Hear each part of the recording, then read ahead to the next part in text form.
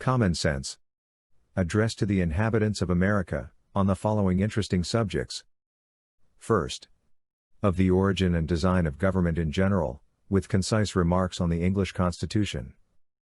Second, of monarchy and hereditary succession. Third, thoughts on the present state of American affairs. Fourth, of the present ability of America, with some miscellaneous reflections. Common Sense. By Thomas Paine. Introduction. Perhaps the sentiments contained in the following pages are not yet sufficiently fashionable to procure them general favor. A long habit of not thinking a thing wrong gives it a superficial appearance of being right, and raises at first a formidable outcry in defense of custom. But the tumult soon subsides. Time makes more converts than reason. As a long and violent abuse of power is generally the means of calling the right of it in question, and in matters too which might never have been thought of, had not the sufferers been aggravated into the inquiry, and as the King of England hath undertaken in his own right, to support the Parliament in what he calls theirs, and as the good people of this country are grievously oppressed by the combination, they have an undoubted privilege to inquire into the pretensions of both, and equally to reject the usurpation of either. In the following sheets, the author hath studiously avoided everything which is personal among ourselves. Compliments as well as censure to individuals make no part thereof. The wise, and the worthy, need not the triumph of a pamphlet, and those whose sentiments are injudicious, or unfriendly, will cease of themselves unless too much pains are bestowed upon their conversion. The cause of America is in a great measure the cause of all mankind. Many circumstances hath, and will arise, which are not local, but universal, and through which the principles of all lovers of mankind are affected, and in the event of which, their affections are interested. The laying a country desolate with fire and sword, declaring war against the natural rights of all mankind, and extirpating the defenders thereof from the face of the earth, is the concern of every man to whom nature hath given the power of feeling, of which class, regardless of party censure, is the author. P.S. The publication of this new edition hath been delayed, with a view of taking notice, had it been necessary, of any attempt to refute the doctrine of independence, as no answer hath yet appeared. It is now presumed that none will, the time needful for getting such a performance ready for the public being who the author of this production is wholly unnecessary to the public, as the object for attention is the doctrine itself, not the man. Yet it may not be unnecessary to say, that he is unconnected with any party, and under no sort of influence public or private, but the influence of reason and principle. Philadelphia, February 14, 1776. Common Sense. Section 1. Of the origin and design of government in general, with concise remarks on the English Constitution. Some writers have so confounded society with government, as to leave little or no distinction between them, whereas they are not only different, but have different origins. Society is produced by our wants, and government by our wickedness. The former promotes our happiness positively by uniting our affections, the latter negatively by restraining our vices. The one encourages intercourse, the other creates distinctions. The first a patron, the last a punisher. Society in every state is a blessing, but government even in its best state is but a necessary evil, in its worst state an intolerable one, for when we suffer, or are exposed to the same miseries by a government, which we might expect in a country without government, our calamity is heightened by reflecting that we furnish the means by which we suffer. Government, like dress, is the badge of lost innocence. The palaces of kings are built on the ruins of the bowers of paradise. For were the impulses of conscience clear, uniform, and irresistibly obeyed, man would need no other lawgiver, but that not being the case, he finds it necessary to surrender up a part of his property to furnish means for the protection of the rest, and this he is induced to do by the same prudence which in every other case advises him out of two evils to choose the least. Wherefore, security being the true design and end of government, it unanswerably follows that whatever form thereof appears most likely to ensure it to us, with the least expense and greatest benefit, is preferable to all others. In order to gain a clear and just idea of the design and end of government, let us suppose a small number of persons settled in some sequestered part of the earth, unconnected with the rest.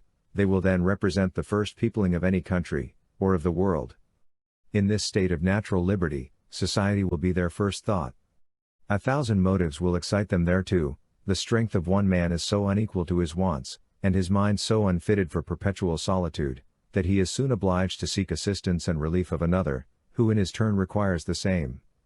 4 or 5 united would be able to raise a tolerable dwelling in the midst of a wilderness, but one man might labor out of the common period of life without accomplishing anything. When he had felled his timber he could not remove it, nor erect it after it was removed. Hunger in the meantime would urge him from his work, and every different one call him a different way. Disease, nay even misfortune would be death, for though neither might be mortal, yet either would disable him from living, and reduce him to a state in which he might rather be said to perish than to die. Thus necessity, like a gravitating power, would soon form our newly arrived emigrants into society, the reciprocal blessings of which would supersede, and render the obligations of law and government unnecessary while they remain perfect. But as nothing but heaven is impregnable to vice, it will unavoidably happen, that in proportion as they surmount the first difficulties of emigration, which bound them together in a common cause, they will begin to relax in their duty and attachment to each other, and this remissness will point out the necessity of establishing some form of government to supply the defect of moral virtue. Some convenient tree will afford them a state house, under the branches of which the whole colony may assemble to deliberate on public matters. It is more than probable that their first laws will have the title only of regulations, and be enforced by no other penalty than public disesteem. In this first Parliament every man, by natural right, will have a seat. But as the colony increases, the public concerns will increase likewise, and the distance at which the members may be separated, will render it too inconvenient for all of them to meet on every occasion as at first, when their number was small, their habitations near, and the public concerns few and trifling. This will point out the convenience of their consenting to leave the legislative part to be managed by a select number chosen from the whole body, who are supposed to have the same concerns at stake which those who appointed them, and who will act in the same manner as the whole body would act were they present. If the colony continue increasing, it will become necessary to augment the number of the representatives, and that the interest of every part of the colony may be attended to, it will be found best to divide the whole into convenient parts, each part sending its proper number, and that the elected might never form to themselves an interest separate from the electors.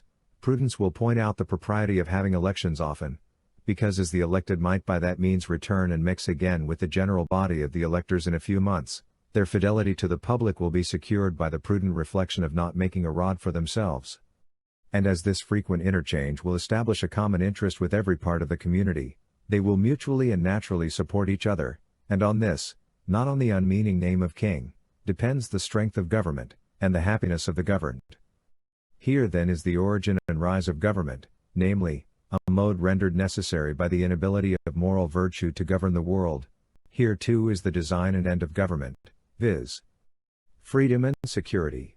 And however our eyes may be dazzled with show, or our ears deceived by sound, this may warp our wills, or interest darken our understanding, the simple voice of nature and of reason will say, it is right. I draw my idea of the form of government from a principle in nature, which no art can overturn, viz. that the more simple anything is, the less liable it is to be disordered, and the easier repaired when disordered, and with this maxim in view, I offer a few remarks on the so much boasted Constitution of England. That it was noble for the dark and slavish times in which it was erected, is granted.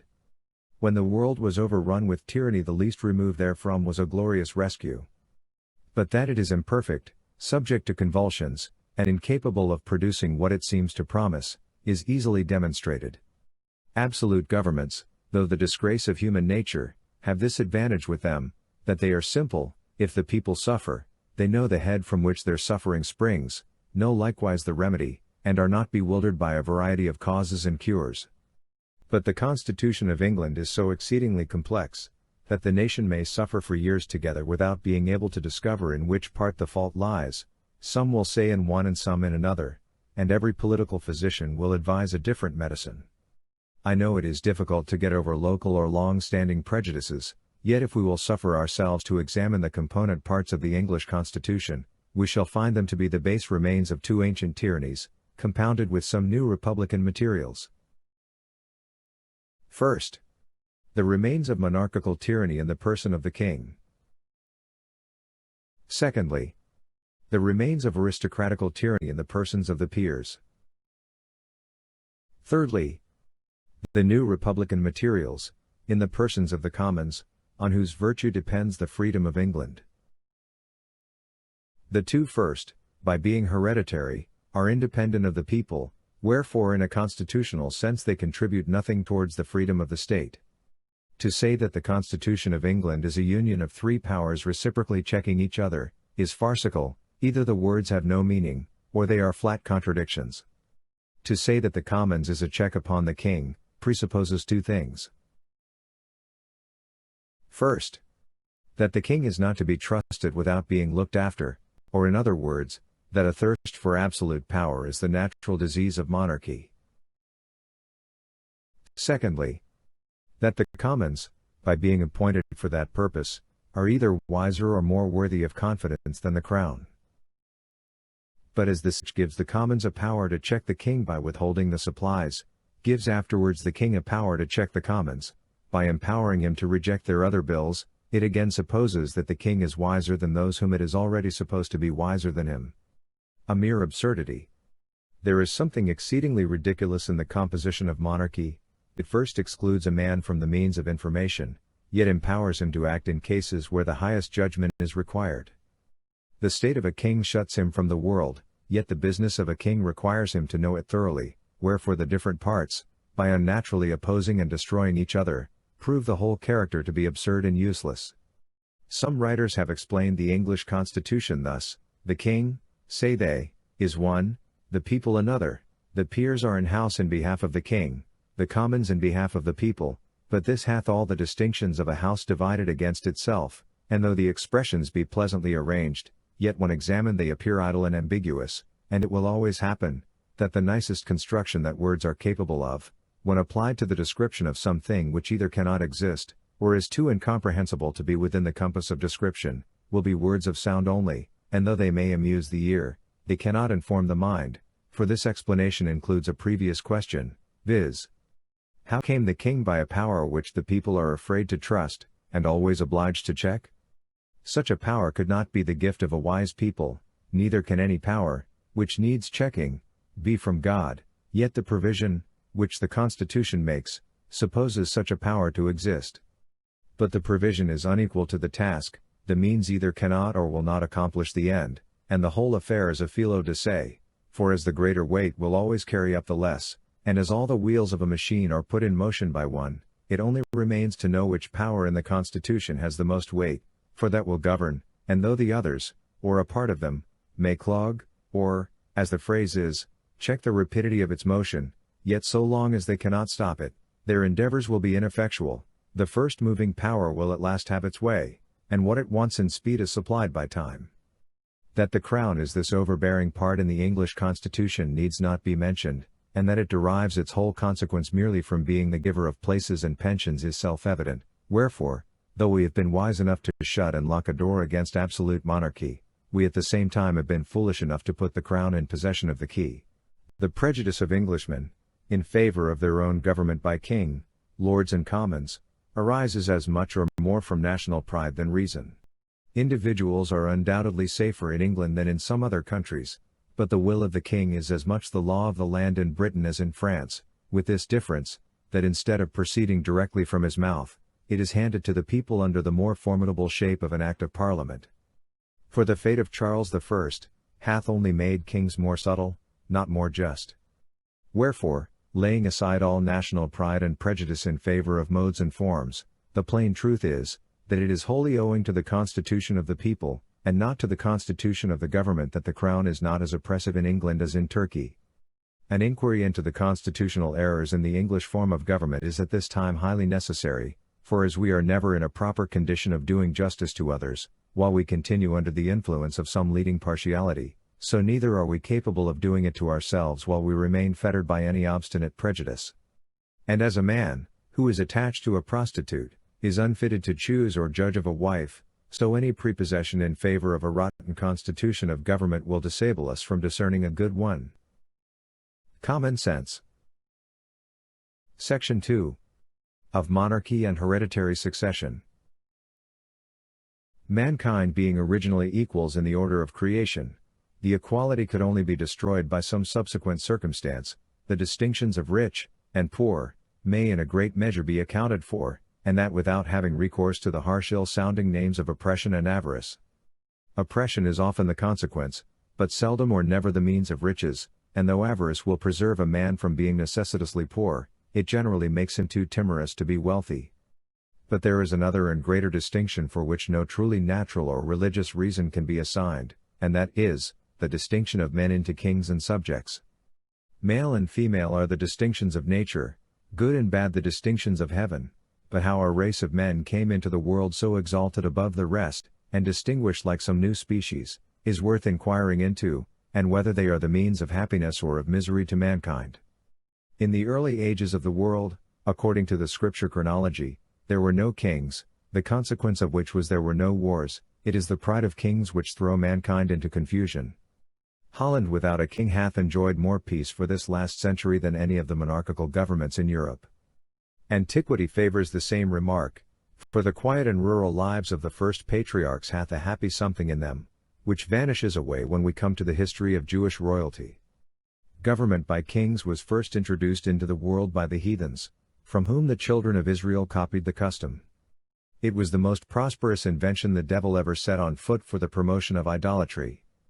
The heathens paid divine honors to their deceased kings, and the Christian world hath improved on the plan by doing the same to their living ones. How impious is the title of sacred majesty applied to a worm, who in the midst of his splendor is crumbling into dust. As the exalting one man so greatly above the rest cannot be justified on the equal rights of nature, so neither can it be defended on the authority of Scripture, for the will of the Almighty, as declared by Gideon and the prophet Samuel, expressly disapproves of government by kings. All anti-monarchical parts of Scripture have been very smoothly glossed over in monarchical governments, but they undoubtedly merit the attention of countries which have their governments yet to form. Render unto Caesar the things which are Caesar's is the Scripture doctrine of courts, yet it is no support of monarchical government, for the Jews at that time were without a king, and in a state of vast, near 3,000 years passed away from the Mosaic account of the creation, till the Jews under a national delusion requested a king. Till then their form of government, except in extraordinary cases, where the Almighty interposed, was a kind of republic administered by a judge and the elders of the tribes. Kings they had none, and it was held sinful to acknowledge any being under that title but the Lord of hosts. And when a man seriously reflects on the idolatrous homage which is paid to the persons of kings, he need not wonder, that the Almighty, ever jealous of his honor, should disapprove of a form of government which so impiously invades the prerogative of heaven. Monarchy is ranked in Scripture as one of the sins of the Jews, for which a curse in reserve is denounced against them. The history of that transaction is worth attending to. The children of Israel being oppressed by the Midianites, Gideon marched against them with a small army, and victory, through the divine interposition, decided in his favor. The Jews, elate with success, and attributing it to the generalship of Gideon, proposed making him a king, saying, "Rule thou over us, thou and thy son's son."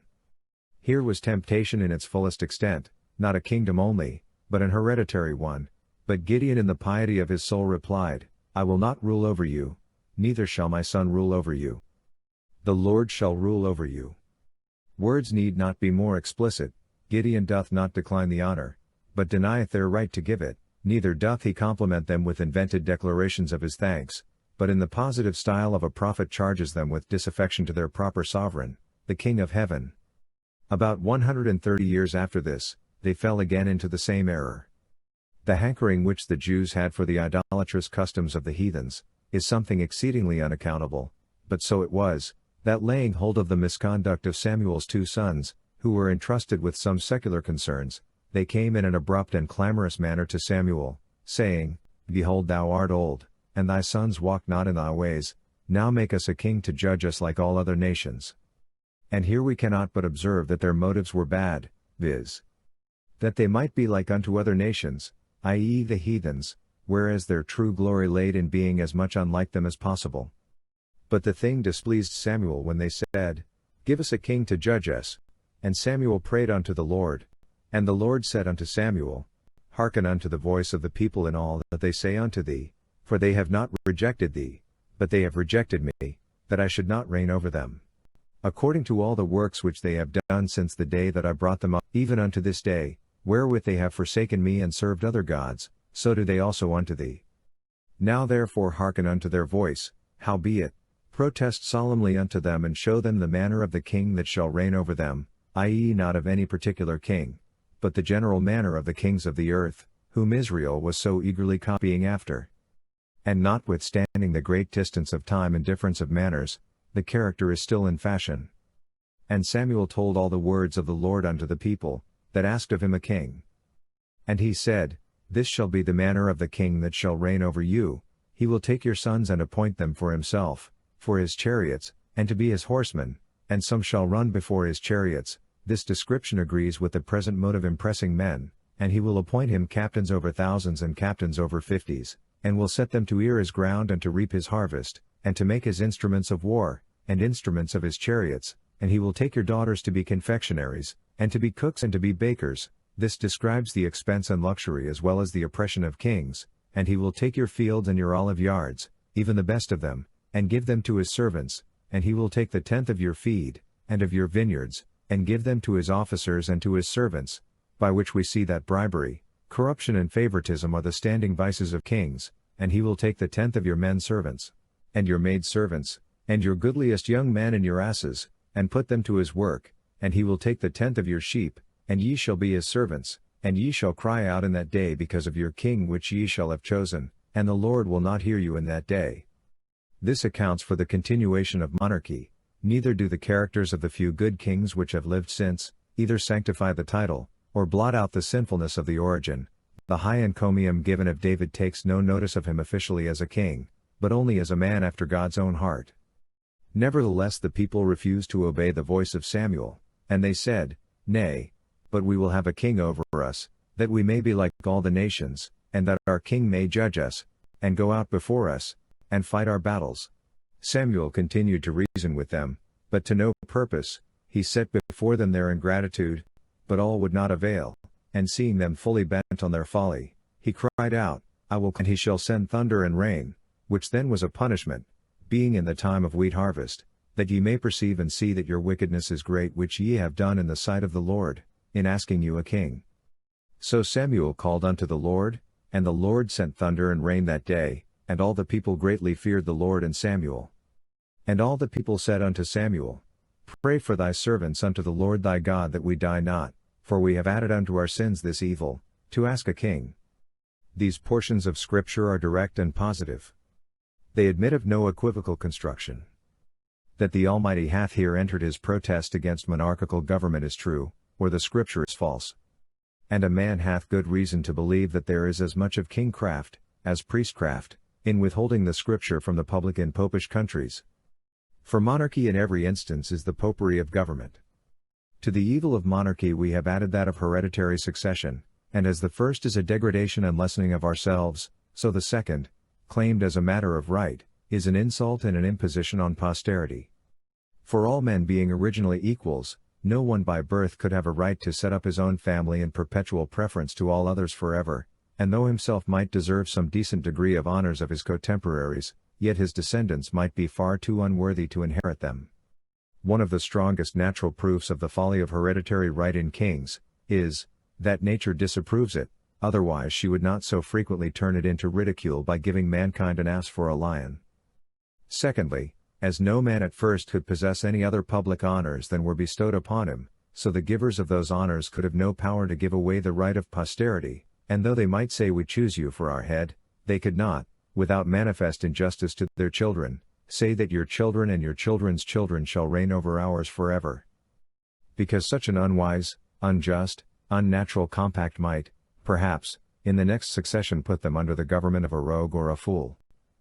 Most wise men, in their private sentiments, have ever treated hereditary right with contempt, yet it is one of those evils, which when once established is not easily removed.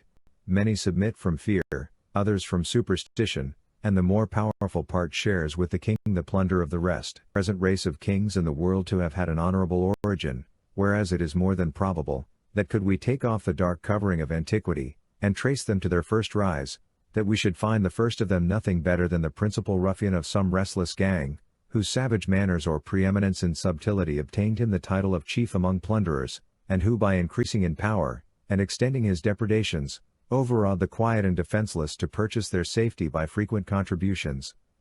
Yet his electors could have no idea of giving hereditary right to his descendants, because such a perpetual exclusion of themselves was incompatible with the free and unrestrained principles they professed to live by. Wherefore, hereditary succession in the early ages of monarchy could not take place as a matter of claim, but as something casual or complemental. But as few or no records were extant in those days, and traditional history stuffed with fables, it was very easy, after the lapse of a few generations, to trump up some superstitious tale, conveniently timed, Mahomet-like, to cram hereditary right down the throats of the vulgar. Perhaps the disorders which threatened, or seemed to threaten, on the decease of a leader and the choice of a new one, for elections among ruffians could not be very orderly, induced many at first to favor hereditary pretensions, by which means it happened, as it hath happened since, that what at first was submitted to as a convenience, was afterwards claimed as a right. England, since the conquest, hath known some few good monarchs, but groaned beneath a much larger number of bad ones, yet no man in his senses can say that their claim under William the Conqueror is a very honorable one. A French bastard landing with an armed banditti, and establishing himself King of England against the consent of the natives, is in plain terms a very paltry rascally original. It certainly hath no divinity in it. However, it is needless to spend much time in exposing the folly of hereditary right. If there are any so weak as to believe it, let them promiscuously worship the ass and lion, and welcome. I shall neither copy their humility, nor disturb their devotion. Yet I should be glad to ask how they suppose kings came at first? The question admits but of three answers, viz. Either by lot, by election, or by usurpation. If the first king was taken by lot, it establishes a precedent for the next, which excludes hereditary succession. Saul was by lot, yet the succession was not hereditary, neither does it appear from that transaction there was any intention it ever should. If the first king of any country was by election, that likewise establishes a precedent for the next, for to say, that the right of all is taken away, by the act of the first electors, in their choice not only of a king, but of a family of kings forever, hath no parallel in or out of Scripture but the doctrine of original sin, which supposes the free will of all men lost in Adam, and from such comparison, and it will admit of no other, hereditary succession can derive no glory. For as in Adam all sinned, and as in the first electors all men obeyed, as in the one all mankind were subjected to Satan, and in the other to sovereignty, as our innocence was lost in the first, and our authority in the last, and as both disable us from reassuming some former state and privilege, it unanswerably follows that original sin and hereditary succession are parallels. Dishonorable rank. Inglorious connection. Yet the most subtitle sophist cannot produce a jester simile. As to usurpation, no man will be so hardy as to defend it, and that William the Conqueror was an usurper is a fact not to be contradicted. The plain truth is, that the antiquity of English monarchy will not bear looking into. But it is not so much the absurdity as the evil of hereditary succession which concerns mankind. Did it ensure a race of good and wise men it would have the seal of divine authority, but as it opens a door to the foolish, the wicked, and the improper, it hath in it the nature of oppression. Men who look upon themselves born to reign, and others to obey, soon grow insolent. Selected from the rest of mankind, their minds are early poisoned by importance, and the world they act in differs so materially from the world at large, that they have but little opportunity of knowing its true interests, and when they succeed to the government are frequently the most ignorant and unfit of any throughout the dominions.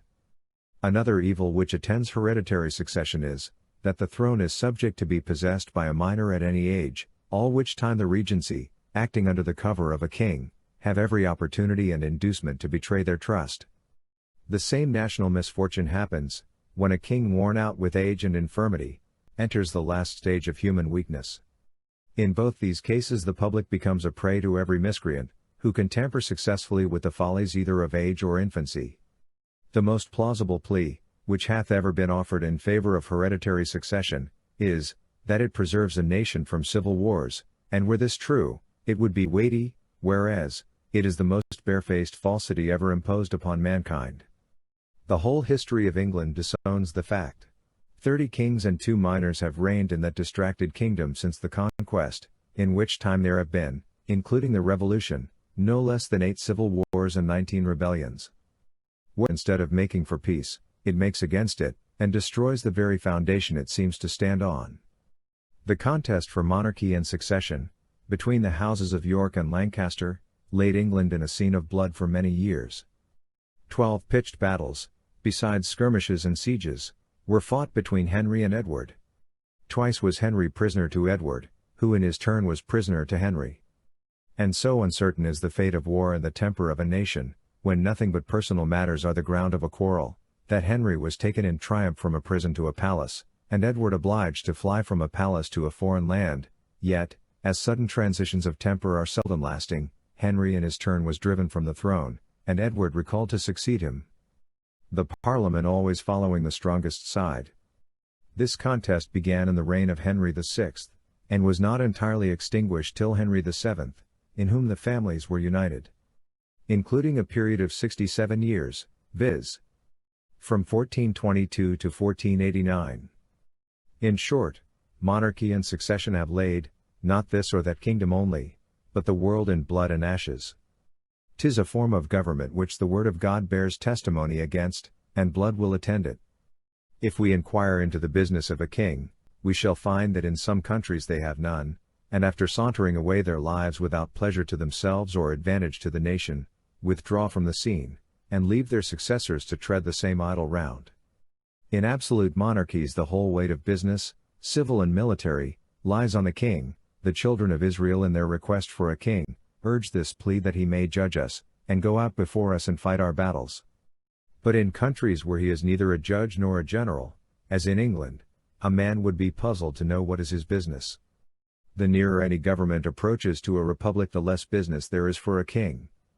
It is somewhat difficult to find a proper name for the government of England. Sir William Meredith calls it a republic, but in its present state it is unworthy of the name, because the corrupt influence of the crown, by having all the places in its disposal, hath so effectually swallowed up the power, and eaten out the virtue of the House of Commons, the republican part in the Constitution, that the government of England is nearly as monarchical as that of France or Spain. Men fall out with names without understanding them. For it is the republican and not the monarchical part of the Constitution of England which Englishmen glory in, viz. the liberty of choosing a House of Commons from out of their own body, and it is easy to see that when republican virtue fails, ensues. Why is the Constitution of England sickly? But because monarchy hath poisoned the republic, the crown hath engrossed the commons? In England a king hath little more to do than to make war and give away places, which in plain terms, is to impoverish the nation and set it together by the ears. A pretty business indeed for a man to be allowed 800,000 sterling a year for, and worshipped into the bargain. Of more worth is one honest man to society and in the sight of God, than all the crowned ruffians that ever lived. Common Sense. Section 3. Thoughts on the present state of American affairs. In the following pages I offer nothing more than simple facts, plain arguments, and common sense, and have no other preliminaries to settle with the reader, than that he will divest himself of prejudice and prepossession, and suffer his reason and his feelings to determine for themselves, that he will put on, or rather that he will not put off, the true character of a man, and generously enlarge his views beyond the present day. Volumes have been written on the subject of the struggle between England and America. Men of all ranks have embarked in the controversy, from different motives, and with various designs, but all have been ineffectual, and the period of debate is closed. Arms, as the last resource, decide the contest. The appeal was the choice of the king, and the continent hath accepted the challenge. It hath been reported of the late Mr. Pelham, who though an able minister was not without his faults, that on his being attacked in the House of Commons, on the score, that his measures were only of a temporary kind, replied they will last my time. Should a thought so fatal and unmanly possess the colonies in the present contest, the name of ancestors will be remembered by future generations with detestation. The sun never shined on a cause of greater worth. 'Tis not the affair of a city, a country, a province, or a kingdom, but of a continent, of at least 1/8 part of the habitable globe. 'Tis not the concern of a day, a year, or an age. Posterity are virtually involved in the contest, and will be more or less affected, even to the end of time, by the proceedings now. Now is the seed time of continental union, faith and honor.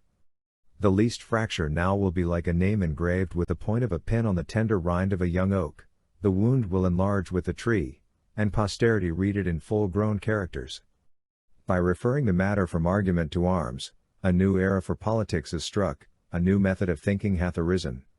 All plans, proposals, and prior to the 19th of April, i.e. to the commencement of hostilities, are like the almanacs of the last year, which, though proper then, are superseded and useless now. Whatever was advanced by the advocates on either side of the question then, terminated in one and the same point, viz. a union with Great Britain. The only difference between the parties was the method of effecting it, the one proposing force, the other friendship. But it hath so far happened that the first hath failed, and the second hath withdrawn her influence. As much hath been said of the advantages of reconciliation, which, like an agreeable dream, hath passed away and left us as we were, it is but right, that we should examine the argument, and inquire into some of the many material injuries which these colonies sustain, and always will sustain, by being connected with, and dependent on Great Britain.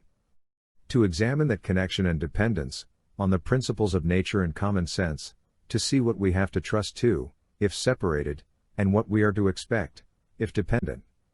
I have heard it asserted by some, that as America hath flourished under her former connection with Great Britain, that the same connection is necessary towards her future happiness, and will always have the same effect.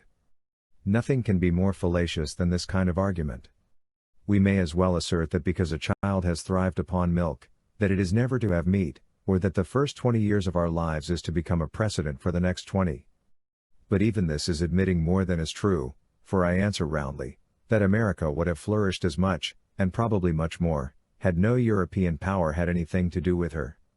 The commerce, by which she hath enriched herself are the necessaries of life, and will always have a market while eating is the custom of Europe.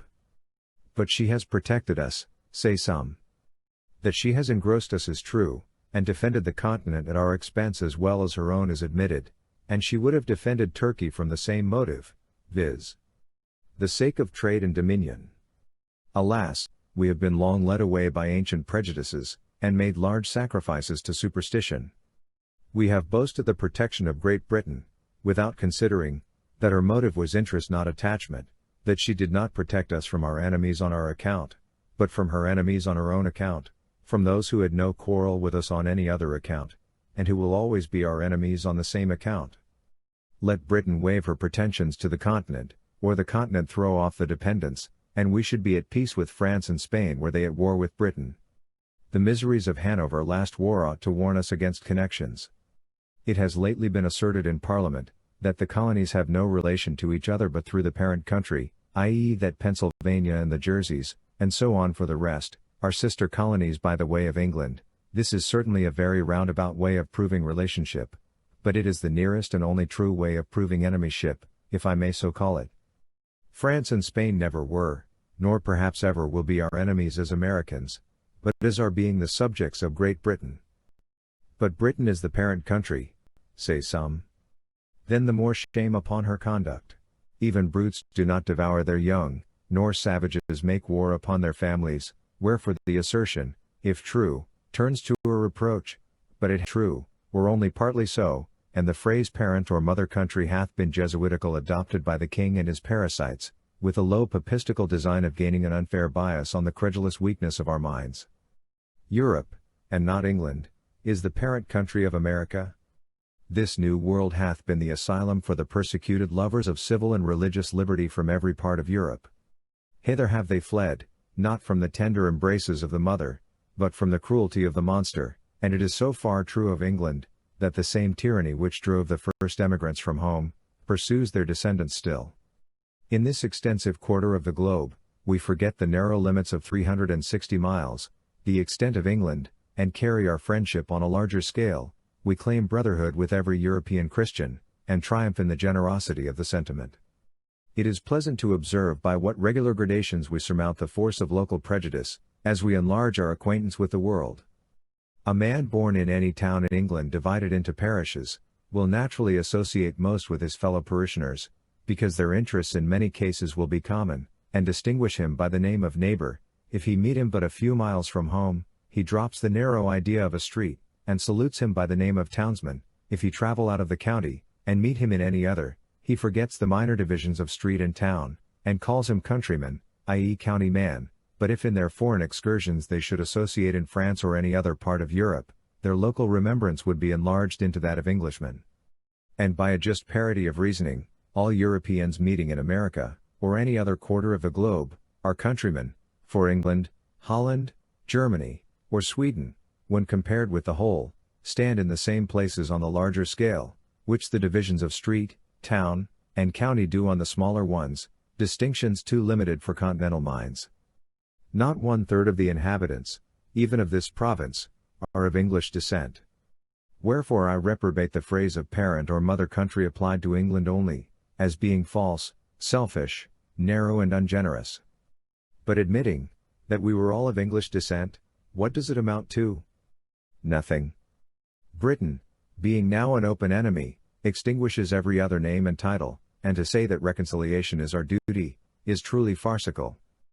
The first king of England, of the present line, William the Conqueror, was a Frenchman, and half the peers of England are descendants from the same country. Therefore, by the same method of reasoning, England ought to be governed by France.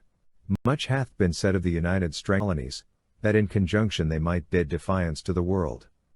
But this is mere presumption. The fate of war is uncertain, neither do the expressions mean anything, for this continent would never suffer itself to be drained of inhabitants, to support the British arms in either Asia, Africa, or Europe. Besides, what have we to do with setting the world at defiance? Our plan is commerce, and that, well attended to, will secure us the peace and friendship of all Europe, because, it is the interest of all Europe to have America a free port. Her trade will always be a protection, and her barrenness of gold and silver secure her from invaders. I challenge the warmest advocate for reconciliation, to show, a single advantage that this continent can reap, by being connected with Great Britain. I repeat the challenge, not a single advantage is derived. Our corn will fetch its price in any market in Europe, and our imported goods must be paid for by them where we will. But the injuries and disadvantages we sustain by that connection, are without number, and our duty to mankind at large, as well as to ourselves, instruct us to renounce the alliance, because, any submission to, or dependence on Great Britain, tends directly to involve this continent in European wars and quarrels, and sets us at variance with nations, who would otherwise seek our friendship, and against whom, we have neither anger nor complaint. As Europe is our market for trade, we ought to form no partial connection with any part of it. It is the true interest of America to steer clear of European contentions, which she never can do, while by her dependence on Britain, she is made the make-weight in the scale of British politics. Europe is too thickly planted with kingdoms to be long at peace, and whenever a war breaks out between England and any foreign power, the trade of America goes to ruin, because of her connection with Britain. The next war may not turn out like the last, and should it not, the advocates for reconciliation now will be wishing for separation then, because, neutrality in that case, would be a safer convoy than a man of war. Everything that is right or natural pleads for separation. The blood of the slain, the weeping voice of nature cries, "'Tis time to part."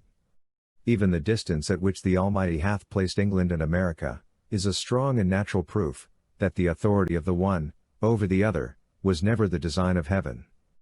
The time likewise at which the continent was discovered, adds weight to the argument, and the manner in which it was peopled increases the force of it. The Reformation was preceded by the discovery of America, as if the Almighty graciously meant to open a sanctuary to the persecuted in future years, when home should afford neither friendship nor safety. The authority of Great Britain over this continent, is a form of government, which sooner or later must have an end, and a serious mind can draw no true pleasure by looking forward, under the painful and positive conviction, that what he calls the present Constitution is merely temporary. As parents, have no joy, knowing that this government is not sufficiently lasting to ensure anything which we may bequeath to posterity, and by a plain method of argument, as we are running the next generation into debt, we ought to do the work of it, otherwise we use them meanly and pitifully. In order to discover the line of our duty rightly, we should take our children in our hand, and fix our station a few years farther into life. That eminence will present a prospect, which a few present fears and prejudices conceal from our sight. Though I would carefully avoid giving unnecessary offense, yet I am inclined to believe, that all those who espouse the doctrine of reconciliation, may be included within the following descriptions. Interested men, who are not to be trusted, weak men, who cannot see, prejudiced men, who will not see, and a certain set of moderate men, who think better of the European world than it deserves, and this last class, by an ill-judged deliberation, will be the cause of more calamities to this continent, than all the other three. It is the good fortune of many to live distant from the scene of sorrow, the evil is not sufficient brought to their doors to make them feel the precariousness with which all American property is possessed. But let our imaginations transport us for a few moments to Boston. That seat of wretchedness will teach us wisdom, and instruct us forever to renounce a power in whom we can have no trust. The inhabitants of that unfortunate city, who but a few months ago were in ease and affluence, have now no other alternative than to stay and starve, or turn out to beg. Endangered by the fire of their friends if they continue within the city, and plundered by the soldiery if they leave it. In their present condition they are prisoners without the hope of redemption, and in a general attack for their relief, they would be exposed to the fury of both armies. Men of passive tempers look somewhat lightly over the offences of Britain, and, still hoping for the best, are apt to call out, "Come, come, we shall be friends again, for all this." But examine the passions and feelings of mankind, bring the doctrine of reconciliation to the touchstone of nature, and then tell me, whether you can hereafter love, honor, and faithfully serve the power that hath carried fire and sword into your land. If you cannot do all these, then are you only deceiving yourselves, and by your delay bringing ruin upon posterity. Your future connection with whom you can neither love nor honor, will be forced and unnatural, and being formed only on the plan of present convenience, will in a little time fall into a relapse more wretched than the first. But if you say, you can still pass the violations over, then I ask, hath your house been burnt? Hath your property been destroyed before your face? Are your wife and children destitute of a bed to lie on, or bread to live on?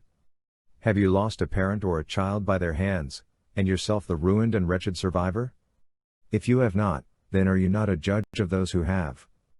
But if you have, and still can shake hands with the murderers, then are you unworthy of the name of husband, father, friend, or lover, and whatever may be your rank or title in life, you have the heart of a coward, and the spirit of a sycophant.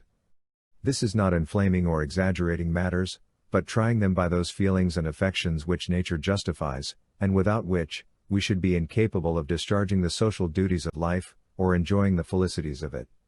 I mean not to exhibit horror for the purpose of provoking revenge, but to awaken us from fatal and unmanly slumbers, that we may pursue determinately some fixed object. It is not in the power of Britain or of Europe to conquer America, if she do not conquer herself by delay and timidity. The present winter is worth an age if rightly employed, but if lost or neglected, the whole continent will partake of the misfortune, and there is no punishment which that man will not deserve, be he who, or what, or where he will, that may be the means of sacrificing a season so precious and useful. It is repugnant to reason, to the universal order of things, to all examples from former ages, to suppose, that this continent can longer remain subject to any external power. The most sanguine in Britain does not think so. The utmost stretch of human wisdom cannot, at this time, compass a plan short of separation, which can promise the continent even a year's security. Reconciliation is now a fallacious dream. Nature hath deserted the connection, and art cannot supply her place. For, as Milton wisely expresses, never can true reconcilement grow where wounds of deadly hate have pierced so deep. Every quiet method for peace hath been ineffectual. Our prayers have been rejected with disdain, and only tended to convince us, that nothing flatters vanity, or confirms obstinacy in kings more than repeated petitioning, and nothing hath contributed more than that very measure to make the kings of Europe absolute, witness Denmark and Sweden. Wherefore, since nothing but blows will do, for God's sake, let us come to a final separation, and not leave the next generation to be cutting throats, under the violated unmeaning names of parent and child. To say, they will never attempt it again is idle and visionary. We thought so at the repeal of the Stamp Act, yet a year or two undeceived us, as well may we suppose that nations, which have been once defeated, will never renew the quarrel. From it matters, it is not in the power of Britain to do this continent justice, the business of it will soon be too weighty, and intricate, to be managed with any tolerable degree of convenience, by a power, so distant from us, and so very ignorant of us, for if they cannot conquer us, they cannot govern us. To be always running 3 or 4,000 miles with a tale or a petition, waiting 4 or 5 months for an answer, which when obtained requires 5 or 6 more to explain it in, will in a few years be looked upon as folly and childishness. There was a time when it was proper, and there is a proper time for it to cease. Small islands not capable of protecting themselves, are the proper objects for kingdoms to take under their care, but there is something very absurd, in supposing a continent to be perpetually governed by an island. In no instance hath nature made the satellite larger than its primary planet, and as England and America, with respect to each other, reverses the common order of nature, it is evident they belong to different systems, England to Europe, America to itself. I am not induced by motives of pride, party, or resentment to espouse the doctrine of separation and independence. I am clearly, positively, and conscientiously persuaded that it is the true interest of this continent to be so, that everything short of that is mere patchwork, that it can afford no lasting felicity, that it is leaving the sword to our children, and shrinking back at a time, when, a little more, a little farther, would have rendered this continent the glory of the earth. As Britain hath not manifested the least inclination towards a compromise, we may be assured that no terms can be obtained worthy the acceptance of the continent, or any ways equal to the expense of blood and treasure we have been already put to. The object, contended for, ought always to bear some just proportion to the expense. The removal of North, or the whole detestable junto, is a matter unworthy the millions we have expended. A temporary stoppage of trade, was an inconvenience, which would have sufficiently balanced the repeal of all the acts complained of, had such repeals been obtained, but if the whole continent must take up arms, if every man must be a soldier, it is scarcely worth our while to fight against a contemptible ministry only. Dearly, dearly, do we pay for the repeal of the acts, if that is all we fight for in a just estimation, it is as great a folly to pay a Bunker Hill price for law, as for land. As I have always considered the independency of this continent, as an event, which sooner or later must arrive, so from the late rapid progress of the continent to maturity, the event could not be far off. Wherefore, on the breaking out of hostilities, it was not worth the while to have disputed a matter, which time would have finally redressed, unless we meant to be in earnest. Otherwise, it is like wasting an estate on a suit at law, to regulate the trespasses of a tenant, whose lease is just expiring. No man was a warmer wisher for reconciliation than myself, before the fatal 19th of April 1775, but the moment the event of that day was made known, I rejected the hardened, sullen-tempered Pharaoh of England forever, and disdain the wretch, that with the pretended title of father of his people can unfeelingly hear of their slaughter, and composedly sleep with their blood upon his soul. But admitting that matters were now made up, what would be the event? I answer, the ruin of the continent. And that for several reasons. First, the powers of governing still remaining in the hands of the king, he will have a negative over the whole legislation of this continent. And as he hath shown himself such an inveterate enemy to liberty, and discovered such a thirst for arbitrary power, is he, or is he not, a proper man to say to these colonies, you shall make no laws but what I please? And is there any inhabitant in America so ignorant, as not to know, that according to what is called the present Constitution, that this continent can make no laws but what the king gives leave to? Is there any man so unwise, as not to see, that, considering what has happened, he will suffer no law to be made here, but such as suit his purpose? We may be as effectually enslaved by the want of laws in America, as by submitting to laws made for us in England. After matters are made up, as it is called, can there be any doubt, but the whole power of the crown will be exerted, to keep this continent as low and humble as possible? Instead of going forward we shall go backward, or be perpetually quarreling or ridiculously petitioning. We are already greater than the king wishes us to be, and will he not hereafter endeavor to make us less? To bring the matter to one point, is the power who is jealous of our prosperity, a proper power to govern us? Whoever says no to this question is an independent, for independency means no more, than, whether we shall make our own laws, or whether the king, the greatest enemy this continent hath, or can have, shall tell us there shall be no laws but such as I like. But the king, you will say, has a negative in England, the people there can make no laws without his consent. In point of right and good order, there is something very ridiculous, that a youth of 21, which hath often happened, shall say to several millions of people, older and wiser than himself, I forbid this or that act of yours to be law.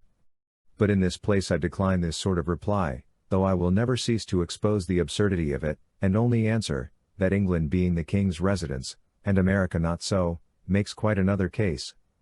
The King's negative here is 10 times more dangerous and fatal than it can be in England, for there he will scarcely refuse his consent to a bill for putting England into as strong a state of defense as possible, and in America he would never suffer such a bill to be passed.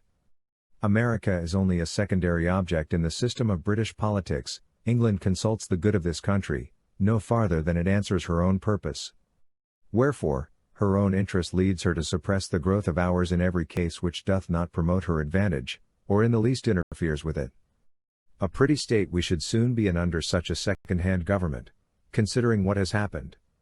Men do not change from enemies to friends by the alteration of a name, and in order to show that reconciliation now is a dangerous doctrine, I affirm, that it would be policy at this time, to repeal the acts for the sake of reinstating himself in the government of the provinces, in order, that he may accomplish by craft and subtlety, in the long run, what he cannot do by force and violence in the short one. Reconciliation and ruin are nearly related. Secondly, that is even the best terms, which we can expect to obtain, can amount to no more than a temporary expedient, or a kind of government by guardianship, which can last no longer than till the colonies come of age, so the general face and state of things, in the interim, will be unsettled and unpromising. Emigrants of property will not choose to come to a country whose form of government hangs but by a thread, and who is every day tottering on the brink of commotion and disturbance, and numbers of the present inhabitants would lay hold of the interval, to dispense of their effects, and quit the continent. But the most powerful of all arguments, is, that nothing but independence, i.e. a continental form of government, can keep the peace of the continent and preserve it inviolate from civil wars. I dread the event of a reconciliation with Britain now, as it is more than probable, that it will be followed by a revolt somewhere or other, the consequences of which may be far more fatal than all the malice of Britain. Thousands are already ruined by British barbarity, thousands more will probably suffer the same fate. Those men have other feelings than us who have nothing suffered. All they now possess is liberty, what they before enjoyed is sacrificed to its service, and having nothing more to lose, they disdain submission. Besides, the general temper of the colonies, towards a British government, will be like that of a youth, who is nearly out of his time. They will care very little about her.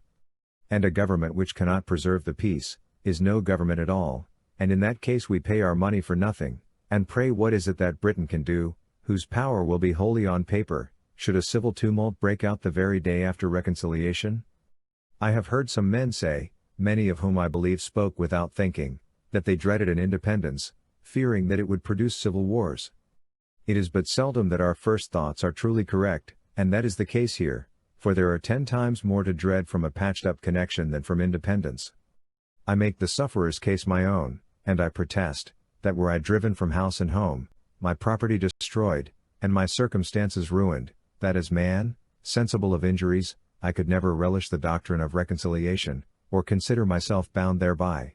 The colonies have manifested such a spirit of good order and obedience to continental government, as is sufficient to make every reasonable person easy and happy on that head. No man can assign the least pretense for his fears, on any other grounds, than such as are truly childish and ridiculous, viz. that one colony will be striving for superiority over another.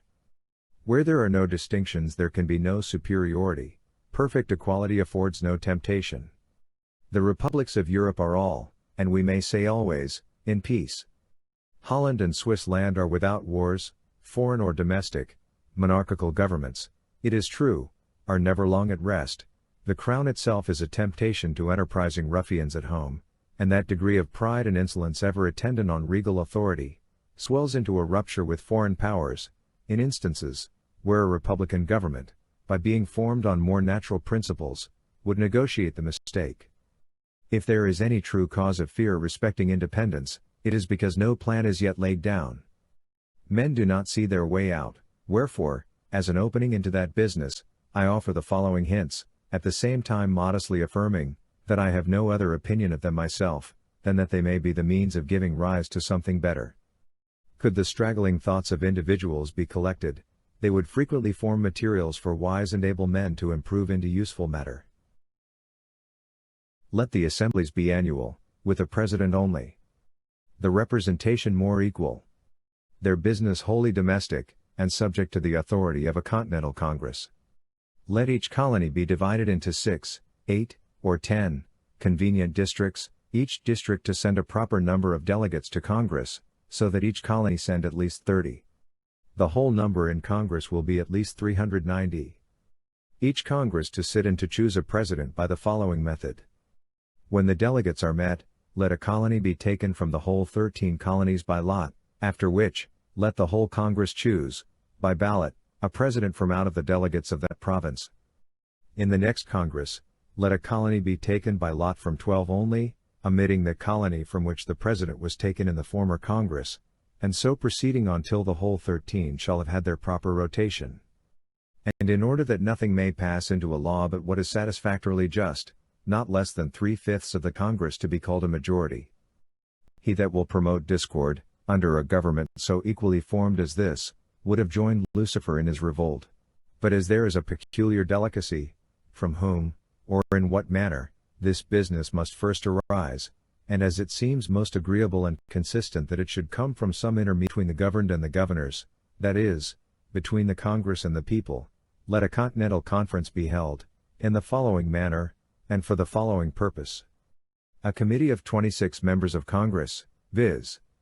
2 for each colony, 2 members from each House of Assembly, or Provincial Convention, and 5 representatives of the people at large, to be chosen in the capital city or town of each province, 4, and in behalf of the whole province, by as many qualified voters as shall think proper to attend from all parts of the province for that purpose, or, if more convenient, the representatives may be chosen in 2 or 3 of the most populous parts thereof. In this conference, thus assembled, will be united, the 2 grand principles of business, knowledge and power. The members of Congress, assemblies, or conventions, by having had experience in national concerns, will be able and useful counselors, and the whole, being empowered by the people, will have a truly legal authority. The conferring members being met, let their business be to frame a continental charter, or charter of the United Colonies, answering to what is called the Magna Carta of England, fixing the number and manner of choosing members of Congress, members of Assembly, with their date of sitting, and drawing the line of business and jurisdiction between them, always remembering that our strength is continental, not provincial, securing freedom and property to all men, and above all things, the free exercise of religion, according to the dictates of conscience, with such other matter as is necessary for a charter to contain. Immediately after which, the said conference to dissolve, and the bodies which shall be chosen conformable to the said charter, to be the legislators and governors of this continent for the time being, whose peace and happiness, may God preserve, Amen. Should any body of men be hereafter delegated for this or some similar purpose, I offer them the following extracts from that wise observer on government Straganetti. The science, says he, of the politician consists in fixing the true point of happiness and freedom. Those men would deserve the gratitude of ages, who should discover a mode of government that contained the greatest sum of individual happiness, with the least national expense. Straganetti on Virtue and Rewards. But where says some is the King of America? I'll tell you, friend, he reigns above, and doth not make havoc of mankind like the royal brood of Britain. Yet that we may not appear to be defective even in earthly honors, let a day be solemnly set apart for proclaiming the charter, let it be brought forth placed on the divine law, the word of God, let a crown be placed thereon. Nay, no, that so far as we approve of monarchy, that in America the law is king. For as in absolute governments the king is law, so in free countries the law ought to be king, and there ought to be no other. But lest any ill use should afterwards arise, let the crown at the conclusion of the ceremony be demolished, and scattered among the people whose right it is. A government of our own is our natural right, and when a man seriously reflects on the precariousness of human affairs, he will become convinced that it is infinitely wiser and safer to form a constitution of our own in a cool, deliberate manner, while we have it in our power, than to trust such an interesting event to time and chance. If we omit it now, some Mazzanello may hereafter arise, who, laying hold of popular disquietudes, may collect together the desperate and the discontented, and by assuming to themselves the powers of government, may sweep away the liberties of the continent like a deluge. Should the government of America return again into the hands of Britain, the tottering situation of things will be a temptation for some desperate adventurer to try his fortune, and in such a case, what relief can Britain give? Ere she could hear the news, the fatal business might be done, and ourselves suffering like the wretched Britons under the oppression of the conqueror. Ye that oppose independence now, ye know not what ye do, ye are opening a door to eternal tyranny, by keeping vacant the seat of government. There are thousands, and tens of thousands, who would think it glorious to expel from the continent, that barbarous and hellish power, which hath stirred up the Indians and Negroes to destroy us. The cruelty hath a double guilt, it is dealing brutally by us, and treacherously by them. Thomas Anello, otherwise Mazzanello, a fisherman of Naples, who after spiriting up his countrymen in the public market-place, against the oppressions of the Spaniards, to whom the place was then subject, prompted them to revolt, and in the space of a day became king. To talk of friendship with those in whom our reason forbids us to have faith, and our affections wounded through 1,000 pores instruct us to detest, is madness and folly. Every day wears out the little remains of kindred between us and them, and can there be any reason to hope, that as the relationship expires, the affection will increase, or that we shall agree better, when we have 10 times more and greater concerns to quarrel over than ever? Ye that tell us of harmony and reconciliation, can ye restore to us the time that is past? Can ye give to prostitution its former innocence? Neither can ye reconcile Britain and America. The last cord now is broken, the people of England are presenting addresses against us. There are injuries which she would cease to be nature if she did. As well can the lover forgive the ravisher of his mistress, as the continent forgive the murders of Britain. The Almighty hath implanted in us these unextinguishable feelings for good and wise purposes. They are the guardians of His image in our hearts. They distinguish us from the herd of common animals. The social compact would dissolve, and justice be extirpated the earth, or have only a casual existence were we callous to the touches of affection. The robber, and the murderer, would often escape unpunished, did not the injuries which our tempers sustain, provoke us into justice. O ye that love mankind! Ye that dare oppose, not only the tyranny, but the tyrant, stand forth. Every spot of the old world is overrun with oppression. Freedom hath been hunted round the globe. Asia, and Africa, have long expelled her, Europe regards her like a stranger, and England hath given her warning to depart. Oh! Receive the fugitive, and prepare in time an asylum for mankind. Common Sense. Section 4. Of the present ability of America, with some miscellaneous reflections. I have never met with a man, either in England or America, who hath not confessed his opinion, that a separation between the countries, would take place one time or other, and there is no instance, in which we have shown less judgment, than in endeavoring to describe, what we call, the ripeness or fitness of the continent for independence. As all men allow the measure, and vary only in their opinion of the time, let us, in order to remove mistakes, take a general survey of things, and endeavor, if possible, to find out the very time. But we need not go far, the inquiry ceases at once, for, the time hath found us. The general concurrence, the glorious union of all things prove the fact. It is not in numbers, but in unity, that our great strength lies, yet our present numbers are sufficient to repel the force of all the world. The continent hath, at this time, the largest body of armed and disciplined men of any power under heaven, and is just arrived at that pitch of strength, in which no single colony is able to support itself, and the whole, when united, can accomplish the matter, and either more, or, less than this, might be fatal in its effects. Our land force is already sufficient, and as to naval affairs, we cannot be insensible, that Britain would never suffer an American man of war to be built, while the continent remained in her hands.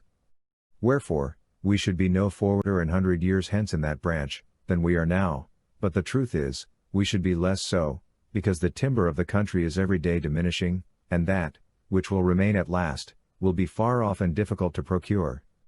Were the continent crowded with inhabitants, her sufferings under the present circumstances would be intolerable. The more seaport towns we had, the more should we have both to defend and to lose. Our present numbers are so happily proportioned to our wants, that no man need be idle. The diminution of trade affords an army, and the necessities of an army create a new trade. Debts we have none, and whatever we may contract on this account will serve as a glorious memento of our virtue. Can we but leave posterity with a settled form of government, an independent constitution of its own, the purchase at any price will be cheap. But to expend millions for the sake of getting a few vile acts repealed, and routing the present ministry only, is unworthy the charge, and is using posterity with the utmost cruelty, because it is leaving them the great work to do, and a debt upon their backs, from which they derive no advantage. Such a thought is unworthy a man of honor, and is the true characteristic of a narrow heart and a peddling politician. The debt we may contract doth not deserve our regard if the work be but accomplished. No nation ought to.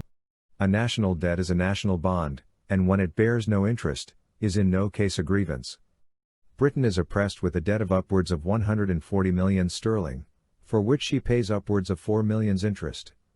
And as a compensation for her debt, she has a large navy. America is without a debt, and without a navy, yet for the 20th part of the English national debt, could have a navy as large again. The navy of England is not worth, at this time, more than 3 millions and a half sterling. The first and second editions of this pamphlet were published without the following calculations, which are now given as a proof that the above estimation of the navy is just. See Entick's Naval History, Intro. Page 56. The charge of building a ship of each rate, and furnishing her with masts, yards, sails and rigging, together with a proportion of 8 months' boatswains' and carpenters' sea stores, as calculated by Mr. Burchett, Secretary to the Navy. And from hence it is easy to sum up the value, or cost rather, of the whole British Navy, which in the year 1757, when it was at its greatest glory, consisted of the following ships and guns. No country on the globe is so happily situated, or so internally capable of raising a fleet as America. Tar, timber, iron, and cordage are her natural produce. We need go abroad for nothing. Whereas the Dutch, who make large profits by hiring out their ships of war to the Spaniards and Portuguese, are obliged to import most of the materials they use. We ought to view the building a fleet as an article of commerce, it being the natural manufactory of this country. It is the best money we can lay out. A navy when finished is worth more than it cost. And is that nice point in national policy, in which commerce and protection are united. Let us build, if we want them not, we can sell, and by that means replace our paper currency with ready gold and silver. In point of manning a fleet, people in general run into great errors. It is not necessary that 1/4 part should be sailors. The terrible privateer, Captain Death, stood the hottest engagement of any ship last war, yet had not 20 sailors on board, though her complement of men was upwards of 200. A few able and social sailors will soon instruct a sufficient number of active landmen in the common work of a ship. Wherefore, we never can be more capable to begin on maritime matters than now, while our timber is standing, our fisheries blocked up, and our sailors and shipwrights out of employ. Men of war, of 70 and 80 guns were built 40 years ago in New England, and why not the same now? Shipbuilding is America's greatest pride, and in which, she will in time excel the whole world. The great empires of the East are mostly inland, and consequently excluded from the possibility of rivaling her. Africa is in a state of barbarism, hath either such an extent of coast, or such an internal supply of materials. Where nature hath given the one, she has withheld the other, to America only hath she been liberal of both. The vast empire of Russia is almost shut out from the sea, wherefore, her boundless forests, her tar, iron, and cordage are only articles of commerce. In point of safety, ought we to be without a fleet? We are not the little people now, which we were 60 years ago.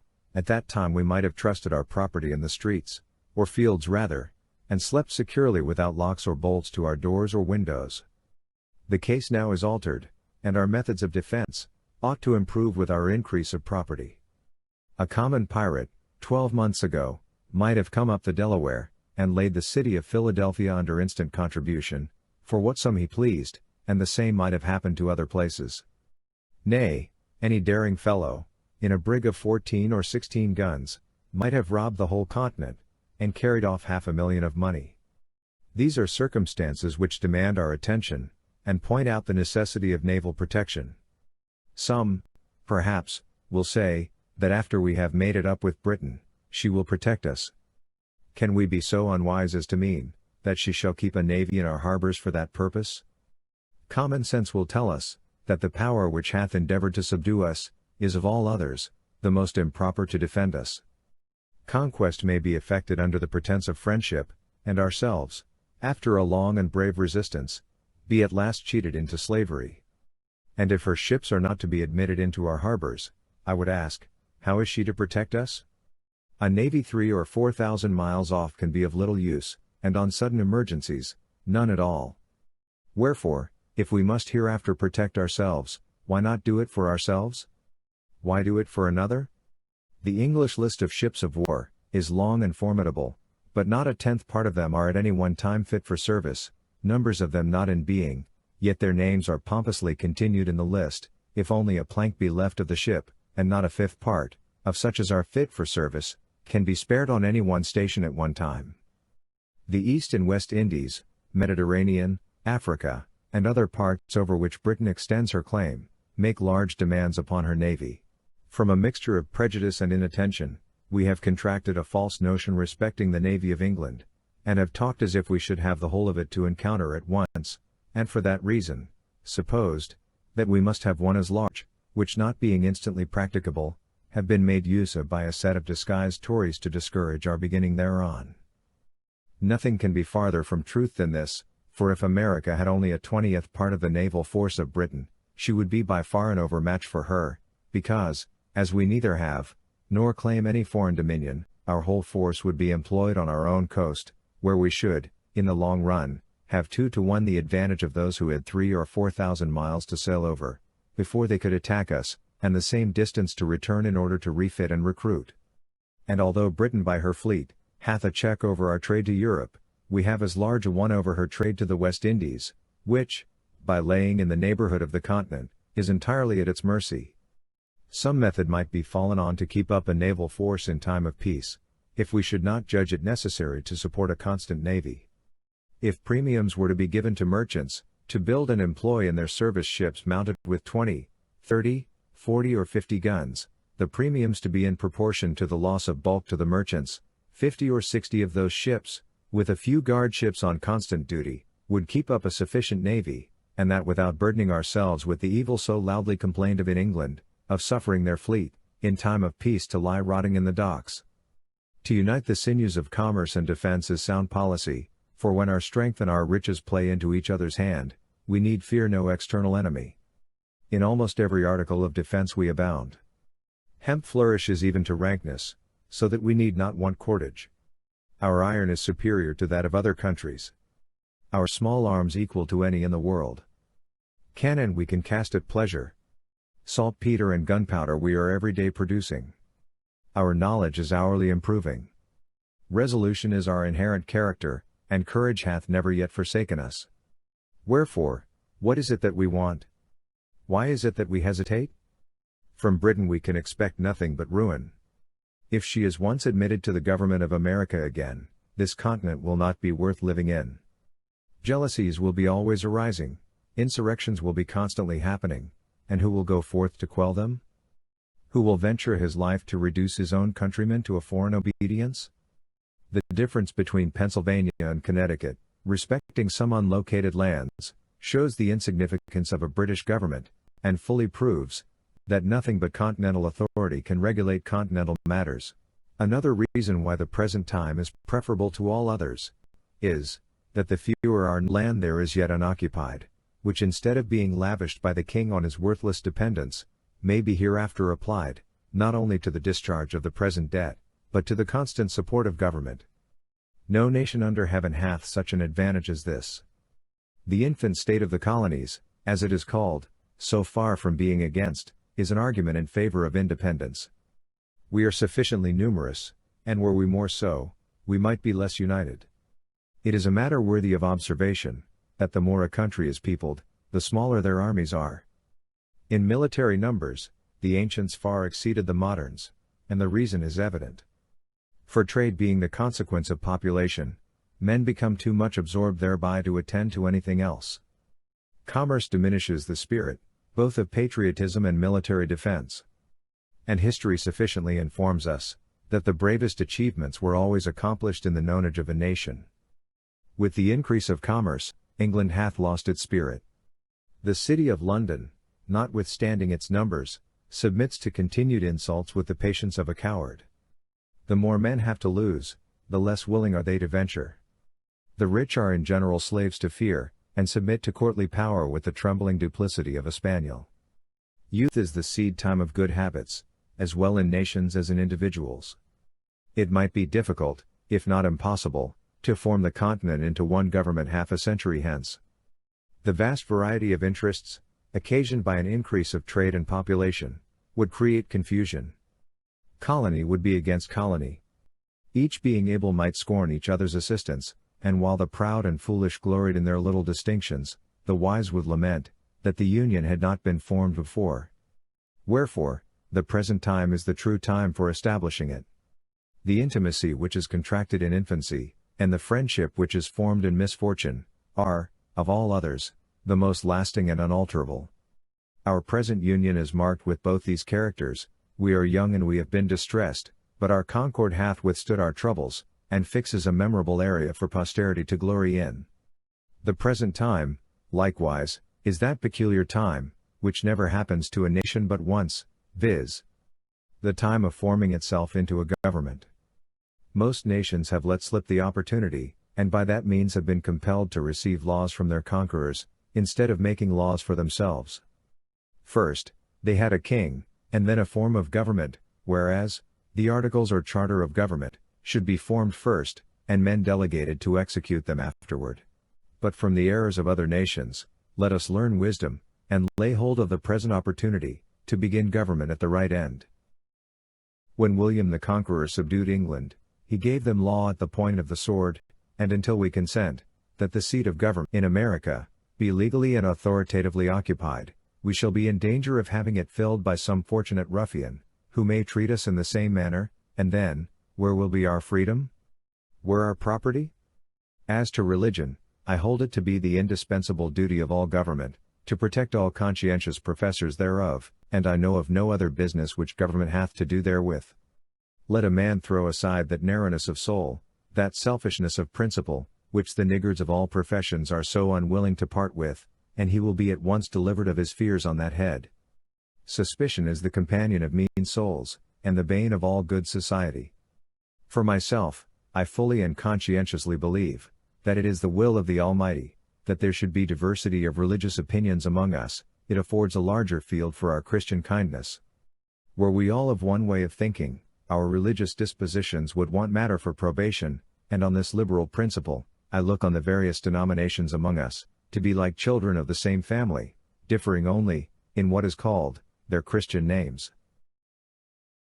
In page 40, I threw out a few thoughts on the propriety of a continental charter, for I only presume to offer hints, not plans, and in this place, I take the liberty of re-mentioning the subject, by observing, that a charter is to be understood as a bond of solemn obligation, which the whole enters into, to support the right of every separate part, whether of religion, personal freedom, or property.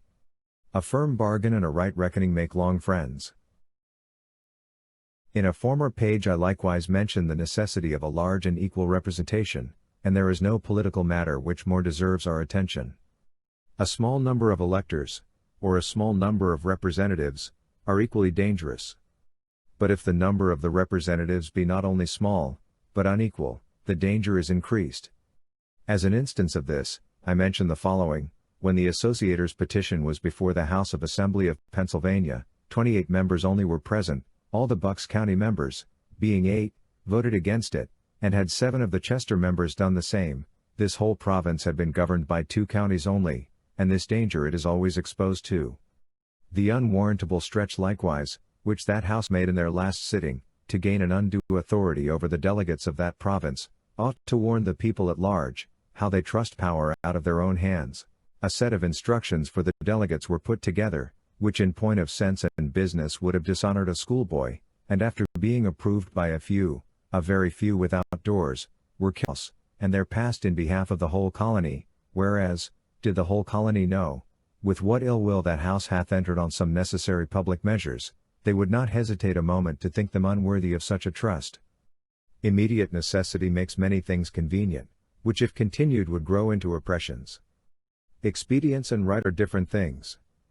When the calamities of America required a consultation, there was no method so ready, or at that time so proper, as to appoint persons from the several houses of assembly for that purpose, and the wisdom with which they have proceeded hath preserved this continent from ruin. But as it is more than probable that we shall never be without a Congress, every well-wisher to good order, must own, that the mode for choosing members of that body, deserves consideration. And I put it as a question to those, who make a study of mankind, whether representation and election is not too great a power for one and the same body of men to possess? When we are planning for posterity, we ought to remember, that virtue is not hereditary. It is from our enemies that we often gain excellent maxims, and are frequently surprised into reason by their mistakes. Mr. Cornwall, one of the Lords of the Treasury, treated the petition of the New York Assembly with contempt, because that House, he said, consisted but of 26 members, which trifling number, he argued, could not with decency be put for the whole. We thank him for his involuntary honesty. Those who would fully understand of what great consequence a large and equal representation is to a state, should read Burgh's Political Disquisitions.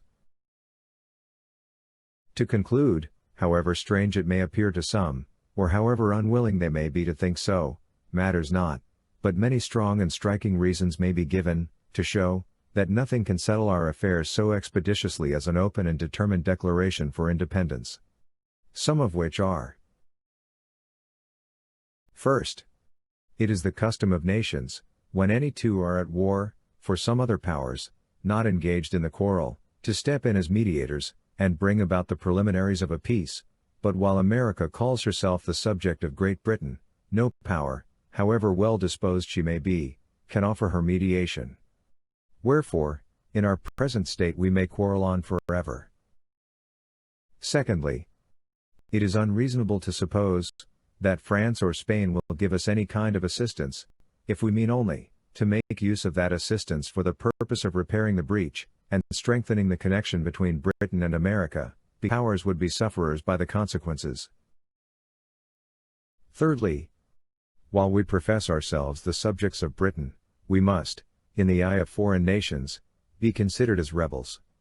The precedent is somewhat dangerous to their peace, for men to be in arms under the name of subjects.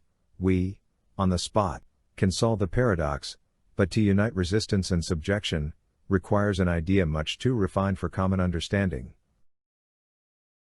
Fourthly, were a manifesto to be published, and dispatched to foreign courts, setting forth the miseries we have endured, and the peaceable methods we have ineffectually used for redress, declaring, at the same time, that not being able, any longer, to live happily or safely under the cruel disposition of the British court, we had been driven to the necessity of breaking off all connections with her, at the same time, assuring all such courts of our peaceable disposition towards them, and of our desire of entering into trade with them, such a memorial would produce more good effects to this continent, than if a ship were freighted with petitions to Britain.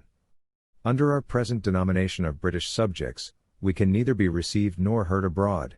The custom of all courts is against us, and will be so, until, by an independence, we take rank with other nations. These proceedings may at first appear strange and difficult, but, like all other steps which we have already passed over, will in a little time become familiar and agreeable, and, until an independence is declared, the continent will feel itself like a man who continues putting off some unpleasant business from day to day, yet knows it must be done, hates to set about it, wishes it over, and is continually haunted with the thoughts of its necessity. Appendix. Since the publication of the first edition of this pamphlet, or rather, on the same day on which it came out, the King's Speech made its appearance in this city. Had the spirit of prophecy directed the birth of this production, it could not have brought it forth, at a more seasonable juncture, or a more necessary time. The bloody-mindedness of the one, show the necessity of pursuing the doctrine of the other. Men read by way of revenge.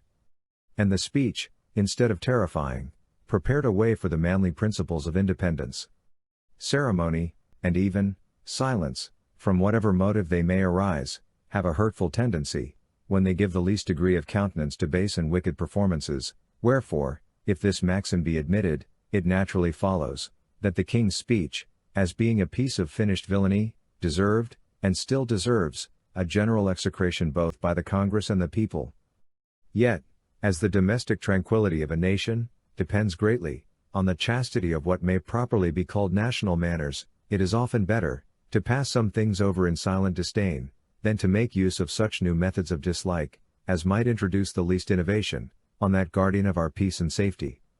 And, perhaps, it is chiefly owing to this prudent delicacy, that the king's speech, hath not, before now, suffered a public execution. The speech, if it may be called one, is nothing better than a wilful audacious libel against the truth, the common good, and the existence of mankind, and is a formal and pompous method of offering up human sacrifices to the pride of tyrants.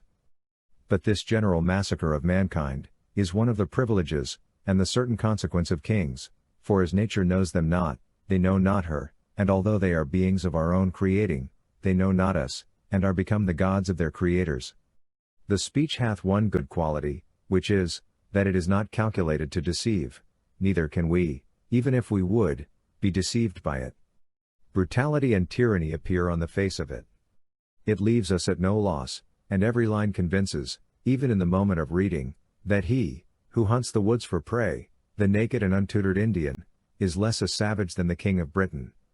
Sir John Dalrymple, the putative father of a whining Jesuitical piece, fallaciously called, The Address of the People of England to the Inhabitants of America, hath, perhaps, from a vain supposition, that the people here were to be frightened at the pomp and description of a king, given, though very unwisely on his part, the real character of the present one. But says this writer, if you are inclined to pay compliments to an administration, which we do not complain of, meaning the Marquis of Rockingham's at the repeal of the Stamp Act, it is very unfair in you to withhold them from that prince, by whose nod alone they were permitted to do. This is Toryism with a witness. Here is idolatry even without a mask, and he who can calmly hear, and digest such doctrine, hath forfeited his claim to rationality, an apostate from the order of manhood, and ought to be considered, as one, who hath not only given up the proper dignity of man, but sunk himself beneath the rank of animals, and contemptibly crawls through the world like a worm. However, it matters very little now, what the King of England either says or does, he hath wickedly broken through every moral and human obligation, trampled nature and conscience beneath his feet, and by a steady and constitutional spirit of insolence and cruelty, procured for himself an universal hatred. It is now the interest of America to provide for herself.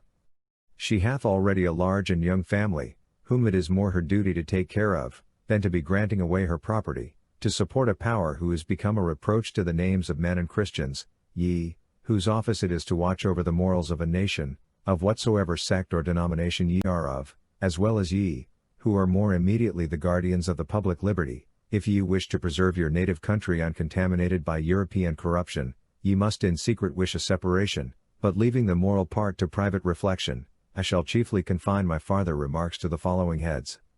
First, that it is the interest of America to be separated from Britain. Secondly, which is the easiest and most practicable plan, reconciliation or independence? With some occasional remarks.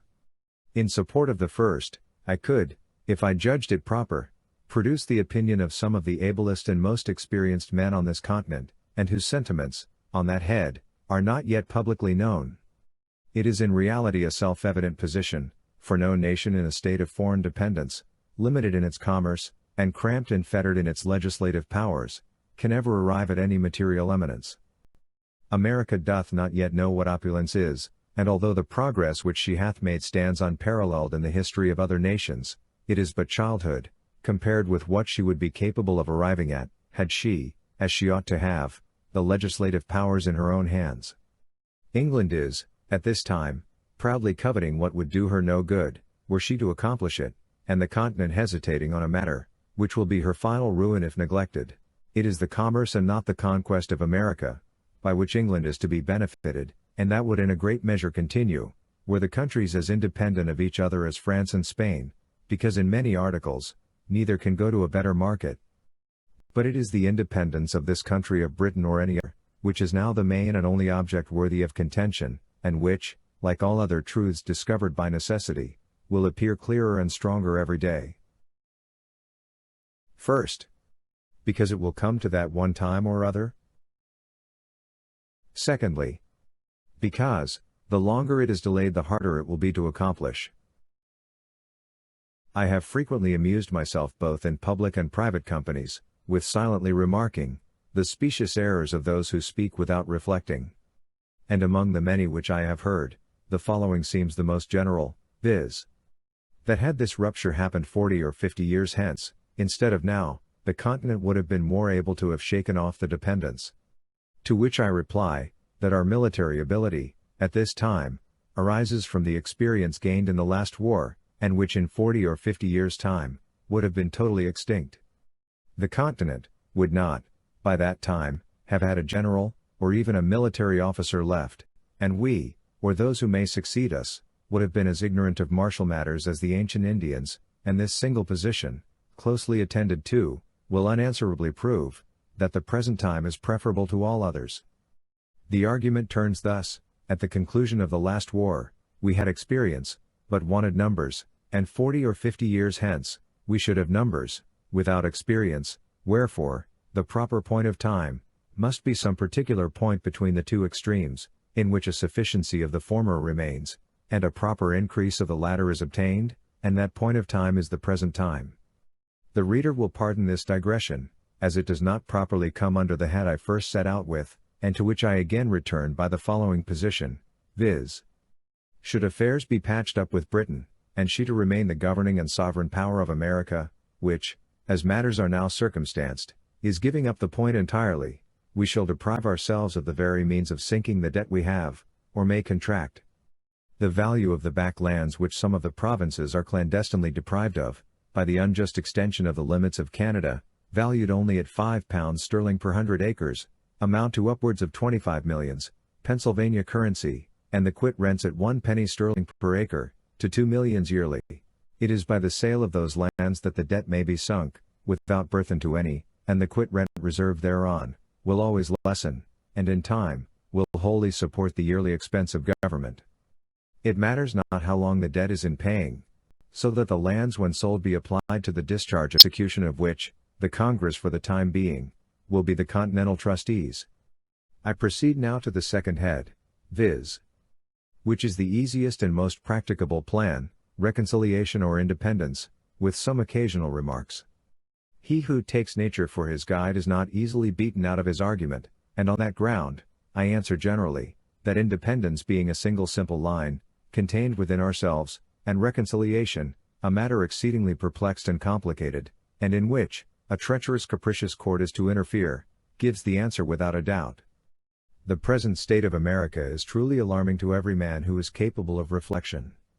Without law, without government, without any other mode of power than what is founded on, and granted by courtesy, held together by an unexampled concurrence of sentiment, which, is nevertheless subject to change, and which every secret enemy is endeavoring to dissolve. Our present condition, is, legislation without law, wisdom without a plan, constitution without a name, and, what is strangely astonishing, perfect independence contending for dependence. The instance is without a precedent, the case never existed before, and who can tell what may be the event? The property of no man is secure in the present unbraced system of things. The mind of the multitude is left at random, and seeing no fixed object before them, they pursue such as fancy or opinion starts. Nothing is criminal, there is no such thing as treason, wherefore, every one thinks himself at liberty to act as he pleases. The Tories dared not have assembled offensively, had they known that their lives, by that act, were forfeited to the laws of the state. A line of distinction should be drawn, between, English soldiers taken in battle, and inhabitants of America taken in arms. The first are prisoners, but the latter traitors. The one forfeits his liberty, the other his head. Notwithstanding our wisdom, there is a visible feebleness in some of our proceedings which gives encouragement to dissensions. The continental belt is too loosely buckled. And if something is not done in time, it will be too late to do anything, and we shall fall into a state, in which, neither reconciliation nor independence will be practicable. The king and his worthless adherents are got at their old game of dividing the continent, and there are not wanting among us printers who will be busy in spreading specious falsehoods. The artful and hypocritical letter which appeared a few months ago in 2 of the New York papers, and likewise in 2 others, is an evidence that there are men who want either judgment or honesty. It is easy getting into holes and corners and talking of reconciliation, but do such men seriously consider how difficult the task is, and how dangerous it may prove, should the continent divide thereon? Do they take within their view all the various orders of men whose situation and circumstances, as well as their own, are to be considered therein? Do they put themselves in the place of the sufferer whose all is already gone, and of the soldier, who hath quitted all for the defense of his country? If their ill-judged moderation be suited to their own private situations only, regardless of others, the event will convince them that they are reckoning without their host. Put us, say some, on the footing we were on in '63, to which I answer, the request is not now in the power of Britain to comply with, neither will she propose it, but if it were, and even should be granted, I ask, as a reasonable question, by what means is such a corrupt and faithless court to be kept to its engagements? Another Parliament, nay, even the present, may hereafter repeal the obligation, on the pretense of its being violently obtained, or unwisely granted, and in that case, where is our redress? No going to law with nations, cannon are the barristers of crowns, and the sword, not of justice, but of war, decides the suit. To be on the footing of '63, it is not sufficient, that the laws only be put on the same state, but, that our circumstances, likewise, be put on the same state, our burnt and destroyed towns repaired or built up, our private losses made good, our public debts, contracted for defense, discharged, otherwise, we shall be millions worse than we were at that enviable period. Such a request, had it been complied with a year ago, would have won the heart and soul of the continent, but now it is too late, the Rubicon is passed. Besides, the taking up arms, merely to enforce the repeal of a pecuniary law, seems as unwarrantable by the divine law, and as repugnant to human feelings, as the taking up arms to enforce obedience thereto. The object, on either side, doth not justify the means, for the lives of men are too valuable to be cast away on such trifles. It is the violence which is done and threatened to our persons, the destruction of our property by an armed force, the invasion of our country by fire and sword, which conscientiously qualifies the use of arms, and the instant, in which such a mode of defense became necessary, all subjection to Britain ought to have ceased, and the independency of America, should have been considered, as dating its era from, and published by, the first musket that was fired against her. This line is a line of consistency, neither drawn by caprice, nor extended by ambition, but produced by a chain of events, of which the colonies were not the authors. I shall conclude these remarks, with the following timely and well-intended hints. We ought to reflect, that there are 3 by which an independency may hereafter be effected, and that one of those 3, will one day or other, be the fate of America, viz. By the legal voice of the people in Congress, by a military power, or by a mob. It may not always happen that our soldiers are citizens, and the multitude a body of reasonable men. Virtue, as I have already remarked, is not hereditary, neither is it perpetual. Should an independency be brought about by the first of those means, we have every opportunity and every encouragement before us, to form the noblest purest constitution on the face of the earth. We have it in our power to begin the world over again. A situation, similar to the present, hath not happened since the days of Noah until now. The birthday of a new world is at hand, and a race of men, perhaps as numerous as all Europe contains, are to receive their portion of freedom from the event of a few months. The reflection is awful, and in this point of view, how trifling, how ridiculous, do the little, paltry cavillings, of a few weak or interested men appear, when weighed against the business of a world. Should we neglect the present favorable and inviting period, and an independence be hereafter effected by any other means, we must charge the consequence to ourselves, or to those rather, whose narrow and prejudiced souls, are habitually opposing the measure, without either inquiring or reflecting. There are reasons to be given in support of independence, which men should rather privately think of, than be publicly told of. We ought not now to be debating whether we shall be independent or not, but, anxious to accomplish it on a firm, secure, and honorable basis, and uneasy rather that it is not yet began upon. every day convinces us of its necessity. Even the Tories, if such beings yet remain among us, should, of all men, be the most solicitous to promote it, for, as the appointment of committees at first protected them from popular rage, so, a wise and well-established form of government will be the only certain means of continuing it securely to them.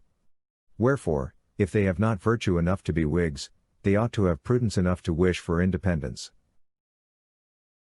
In short, independence is the only bond that can tie and keep us together. We shall then see our object, and our ears will be legally shut against the schemes of an intriguing, as well as a cruel enemy. We shall then, too, be on a proper footing to treat with Britain, for there is reason to conclude that the pride of that court will be less hurt by treating with the American states for terms of peace than with those whom she denominates rebellion for terms of accommodation. It is our delaying it that encourages her to hope for conquest, and our backwardness tends only to prolong the war. As we have, without any good effect therefrom, withheld our trade to obtain a redress of our grievances, let us now try the alternative, by independently redressing them ourselves, and then offering to open the trade. The mercantile and reasonable part in England will be still with us, because peace with trade is preferable to war without it. And if this offer be not accepted, other courts may be applied to. On these grounds I rest the matter. And as no offer hath yet been made to refute the doctrine contained in the former editions of this pamphlet, it is a negative proof that either the doctrine cannot be refuted, or that the party in favor of it are too numerous to be opposed.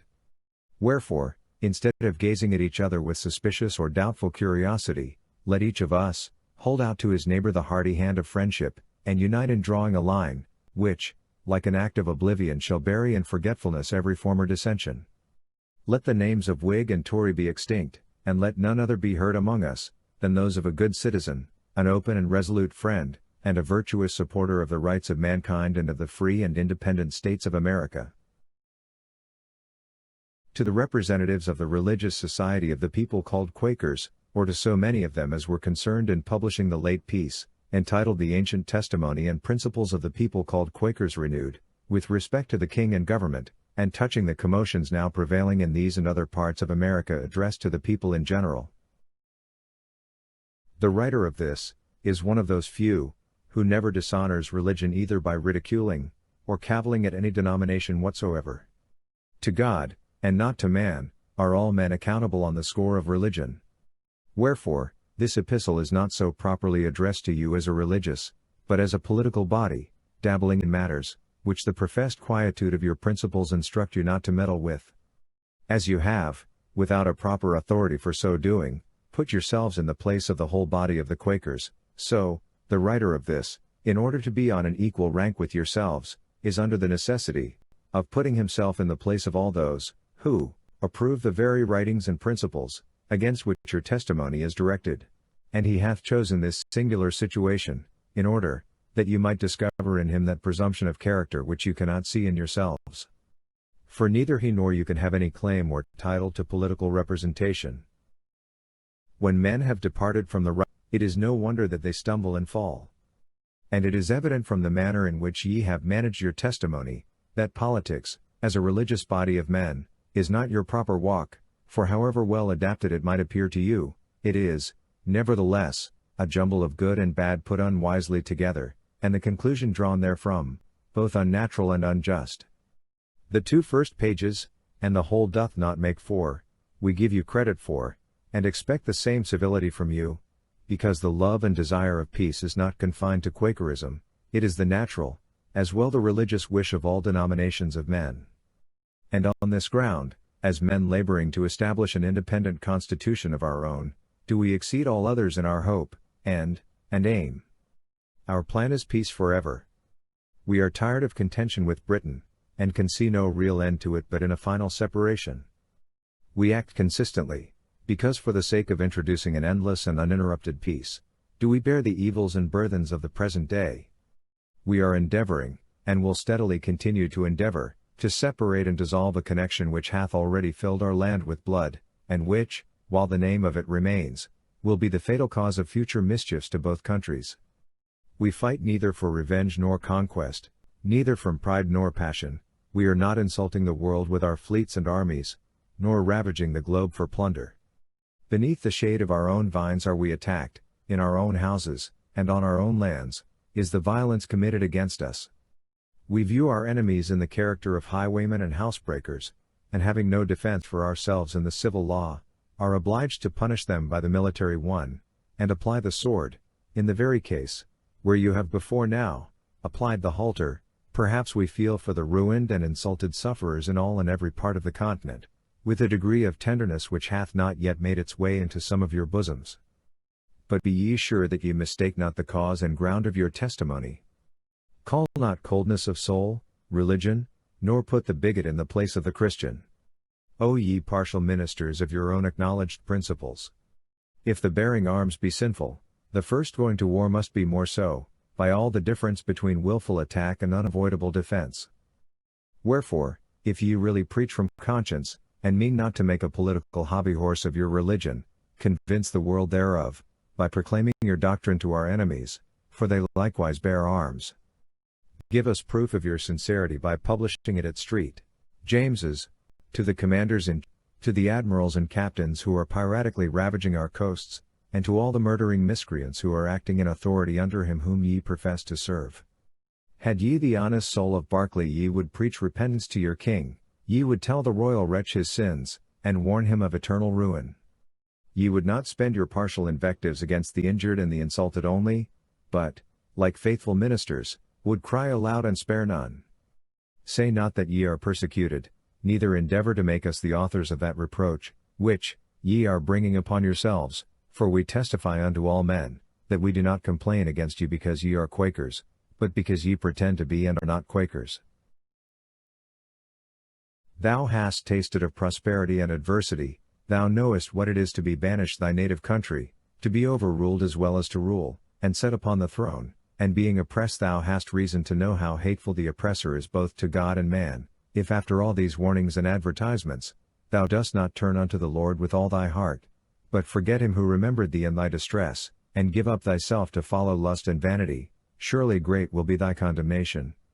Against which snare, as well as the temptation of those who may or do feed thee, and prompt thee to evil, the most excellent and prevalent remedy will be, to apply thyself to that light of Christ which shineth in thy conscience, and which neither can, nor will flatter thee, nor suffer thee to be at ease in thy sins.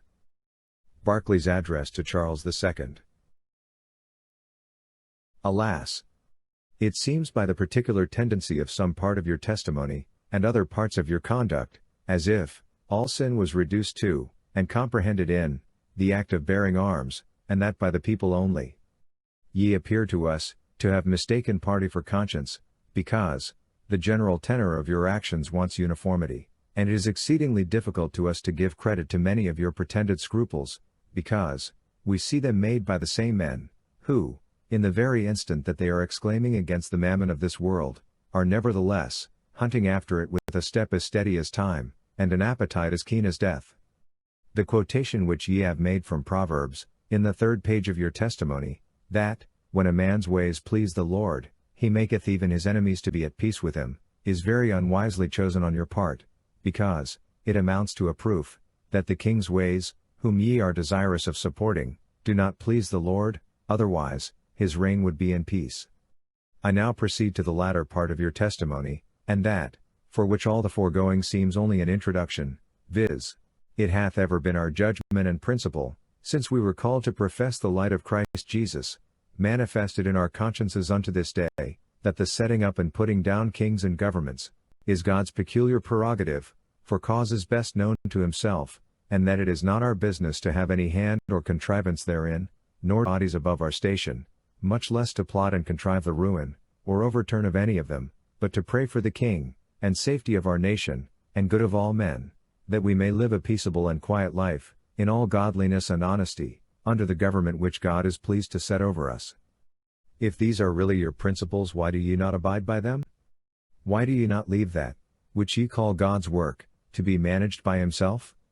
These very principles instruct you to wait with patience and humility, for the event of all public measures, and to receive that event as the divine will towards you. Wherefore, what occasion is there for your political testimony if you fully believe what it contains, and the very publishing it proves, that either, ye do not believe what ye profess, or have not virtue enough to practice what ye believe. The principles of Quakerism have a direct tendency to make a man the quiet and inoffensive subject of any, and every government which is set over him. And if the setting up and putting down of kings and governments is God's peculiar prerogative, he most certainly will not be robbed thereof by us, wherefore, the principle itself leads you to approve of everything, which ever happened, or may happen to kings as being his work. Oliver Cromwell thanks you. Charles, then, died not by the hands of man, and should the present proud imitator of him, come to the same untimely end, the writers and publishers of the testimony, are bound, by the doctrine it contains, to applaud the fact. Kings are not taken away by miracles, neither are changes in governments brought about by any other means than such as are common and human, and such as we are now using. Even the dispersion of the Jews, though foretold by our Savior, was effected by arms. Wherefore, as ye refuse to be the means on one side, ye ought not to be meddlers on the other, but to wait the issue in silence, and unless ye can produce divine authority, to prove, that the Almighty who hath created and placed this new world, at the greatest distance it could possibly stand and west, from every part of the old, doth, nevertheless, disapprove of its being independent of the corrupt and abandoned court of Britain, unless I say, ye can show this, how can ye on the ground of your principles, justify the exciting and stirring up the people firmly to unite in the abhorrence of all such writings, and measures, as evidence a desire and design to break off the happy connection we have hitherto enjoyed, with the kingdom of Great Britain, and our just and necessary subordination to the king, and those who are lawfully placed in authority under him. What a slap of the face is here! The men, who in the very paragraph before, have quietly and passively resigned up the ordering, altering, and disposal of kings and governments, into the hands of God, are now, recalling their principles, and putting in for a share of the business. Is it possible, that the conclusion, which is here justly quoted, can any ways follow from the doctrine laid down? The inconsistency is too glaring not to be seen, the absurdity too great not to be laughed at, and such as could only have been made by those, whose understandings were darkened by the narrow and crabby spirit of a despairing political party, for ye are not to be considered as the whole body of the Quakers but only as a factional and fractional part thereof. Here ends the examination of your testimony, which I call upon no man to abhor, as ye have done, but only to read and judge of fairly, to which I subjoin the following remark, that the setting up and putting down of kings, most certainly mean, the making him a king, who is yet not so, and the making him no king who is already one. And pray what hath this to do in the present case? We neither mean to set up nor to put down, neither to make nor to unmake, but to have nothing to do with them. Wherefore, your testimony in whatever light it is viewed serves only to dishonor your judgment, and for many other reasons had better have been let alone than published. First, because it tends to the decrease and reproach of all religion whatever, and is of the utmost danger to society, to make it a party and political disputes. Secondly, because it exhibits a body of men, numbers of whom disavow the publishing political testimonies, as being concerned therein and approvers thereof. Thirdly, because it hath a tendency to undo that continental harmony and friendship which by your late liberal and charitable donations hath lent a hand to establish, and the preservation of which, is of the utmost consequence to us all. And here without anger or resentment I bid you farewell. Sincerely wishing, that as men and Christians, ye may always fully and uninterruptedly enjoy every civil and religious right, and be, in your turn, the means of securing it to others, but that the example which ye have unwisely set, of mingling religion with politics, may be disavowed and reprobated by every inhabitant of America. On common sense. No writer has exceeded Paine in ease and familiarity of style, in perspicuity of expression, happiness of elucidation, and in simple and unassuming language. Thomas Jefferson. A pamphlet called Common Sense makes a great noise. One of the vilest things that ever was published to the world. Full of false representations, lies, calumny, and treason, whose principles are to subvert all kingly governments and erect an independent republic. Nicholas Creswell. I dreaded the effect so popular a pamphlet might have among the people, and determined to do all in my power to counteract the effect of it. John Adams. Its effects were sudden and extensive upon the American mind. It was read by public men. Dr. Benjamin Rush. Have you read the pamphlet Common Sense? I never saw such a masterful performance. In short, I own myself convinced, by the arguments, of the necessity of separation.